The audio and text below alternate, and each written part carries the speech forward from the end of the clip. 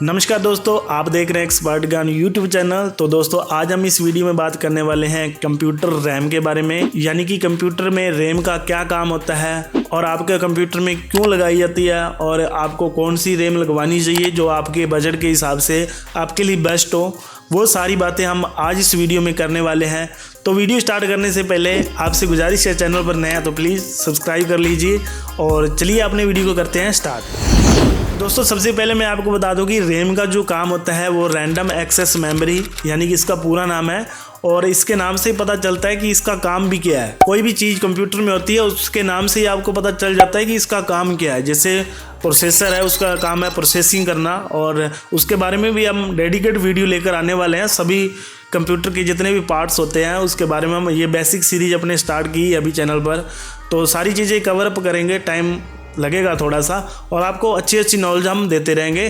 तो आज बात कर रहे हैं कि रैम के बारे में। तो ये जो कंप्यूटर में रैम लगी होती है, 8 GB हो, चाहे 16 हो, 32 हो, 64 हो, कोई भी सी लगी होती है आपके कंप्यूटर में रैम, वो अपनी रैंडम मेमोरी को आपको प्रदर्शित करती है। यानी कि आपको कोई भी एप्लीकेशन खोलनी है तो उसके लिए जितनी रैम उनको चाहिए होगी उतनी यूज़ करेगा, बाकी की वो छोड़ देगा।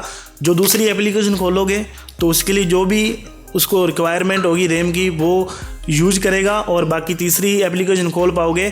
और ऐसे करते जितने भी आपके कंप्यूटर में आप टास्क दोगे कंप्यूटर को, वो सारे रैम के थ्रू ही चलेंगे। और जब आप उसको क्लोज करेंगे तो वह पूरा डाटा वहाँ से एरेज हो जाएगा, यानी कि साफ़ हो जाएगा।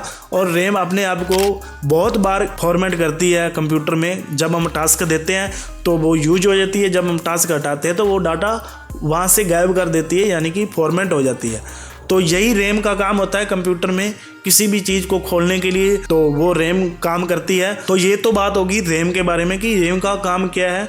तो इसके अलावा बात कर लेते हैं कि रैम के कितने प्रकार हैं, क्योंकि डाउट ये भी रहता है कि हम कौन सी रैम लें। तो सबसे पहले जो रैम आई थी DDR2 थी, और उसके बाद में DDR3 भी आई थी, DDR4 भी आई है अभी, DDR5 भी मैंने देखी अभी, और DDR2 अभी मेरे को मार्केट में नहीं मिली देखने को, क्योंकि ये कुछ MB में आया करती थी। जैसे आजकल तो सॉफ्टवेयर भी बड़े होंगे, जैसे जैसे टेक्नोलॉजी बड़ी हो गई है वैसे वैसे भी अपग्रेड हुए हैं। तो मैं वर्जन की बात कर रहा हूँ कि ये DDR2 का वर्जन था, वो अभी मार्केट से गायब होने वाला है, लगभग हो चुका है। और DDR3 मेरे पास अभी PC है, बढ़िया चल रहा है। 8 GB रैम लगी है मेरे PC में, कोई दिक्कत नहीं है। और जो मेरे पीछे PC देख रहे हो, इसमें हमने 16 GB की 2 स्टिक लगा रखी, यानी कि 32 GB DDR4 है। तो ये DDR3 और DDR4 अभी मार्केट में बहुत ज़्यादा बिक रही हैं, इनका भी राज है यहाँ पे कह सकते हैं। और जो DDR5 है वो एक्सपेंसिव कंप्यूटर होते हैं, जितने भी महंगे लैपटॉप होते हैं, कंप्यूटर होते हैं जिनका बजट हाई होता है, गेमिंग के पर्पज़ से बने होते हैं, उसमें DDR5 आ रही है। DDR4 अच्छी है, रैम बहुत अच्छी इनफ है, एडिटिंग भी करता हूँ, प्रीमियर भी चलाता हूँ, सब कुछ अच्छा है वहाँ पे।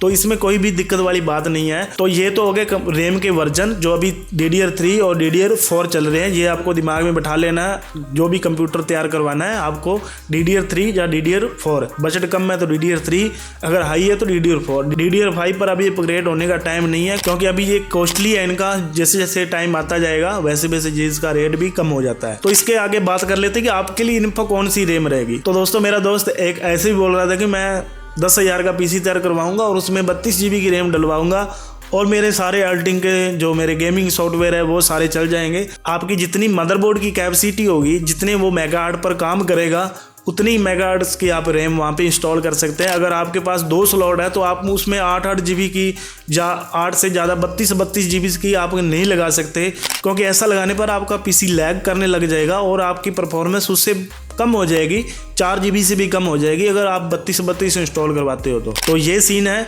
अगर आपके जितना मदरबोर्ड आपका एक्सपेंसिव है, महंगा है, उस हिसाब से आपका वहाँ पे रैम भी सपोर्ट करती है। तो वहाँ पे आपको मदरबोर्ड पर स्पष्ट लिखा होता है कि DDR4 को सपोर्ट करती है रैम, और इसमें आप इतने मेगाहर्ट्ज तक इसको बढ़ा सकते हैं।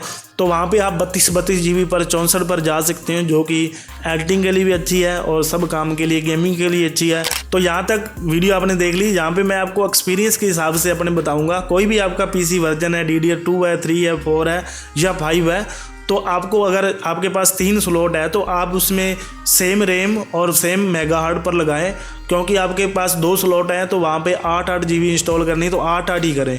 अगर 16 करनी है तो 16-16 करें। अगर आप एक 8 GB लगाते हो और एक 16 GB लगाते हो, जो आपकी 16 GB की रैम की परफॉर्मेंस है वो 8 के बराबर रह जाती है, क्योंकि ये मैग्नीफाइड कर लेता है कंप्यूटर किसी भी रैम को कि वो जितनी कम रैम लगी होगी उस रैम पर काम करे, उस मेगाहर्ट्ज़ पर काम करे। जैसे आपकी कोई 2100 की लगी है मेगाहर्ट्ज़ की और उसी कंप्यूटर में आपकी 3200 मेगाहर्ट्ज़ पर लगी है, तो आपके ज़्यादातर चांस रहते हैं कि वो 2100 मेगाहर्ट्ज़ पर वो दोनों रैमों को खींच कर ले आता है, एक मेगाहर्ट्ज़ सेटिंग बढ़ा लेता है मदरबोर्ड अपने हिसाब से।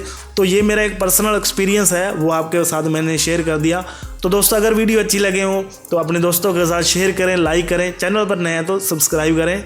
आज के लिए इतना ही, मिलते हैं कल कुछ नई वीडियो नई टेक्नोलॉजी के साथ। जय हिंद, वंदे मातरम।